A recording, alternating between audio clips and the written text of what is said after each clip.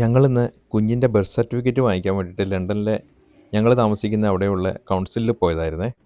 ആദ്യമേ നമ്മൾ UK ഗവൺമെൻറ്റിൻ്റെ ബർത്ത് സർട്ടിഫിക്കറ്റിനാണ് ആപ്ലിക്കേഷൻ കൊടുക്കേണ്ടത്. കുഞ്ഞ് ജനിച്ച് 3 ആഴ്ച കഴിഞ്ഞതിന് ശേഷമാണ് ആപ്ലിക്കേഷന് നമുക്ക് ഡേറ്റ് കിട്ടിയിട്ടുണ്ടായിരുന്നത്.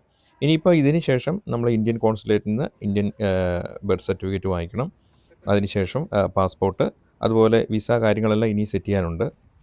ഇപ്പോൾ ഈ കണ്ട കൗൺസിലിൻ്റെ ബിൽഡിങ് 1930 പുതുക്കി പണിത ബിൽഡിംഗ് ആണെന്നാണ് ഇതിൻ്റെ സൈഡിൽ എഴുതി വെച്ചിരിക്കുന്നത് കാണുന്നത്. അപ്പോൾ ഇതെന്ന് പറഞ്ഞു കഴിഞ്ഞാൽ നമ്മുടെ തേംസ് നദിയുടെ തൊട്ട് സൈഡിലുള്ള പഴയ അതിപുരാതനമായ ഒരു സ്ട്രീറ്റാണിത് ഈ കാണുന്നത്. കണ്ടില്ലേ, ഇവിടെ ഈ കാണുന്ന ഈ പബ്ബ് 1906 ഉണ്ടാക്കിയതായിട്ടാണ് ഇതിനകത്ത് കാണുന്നത്.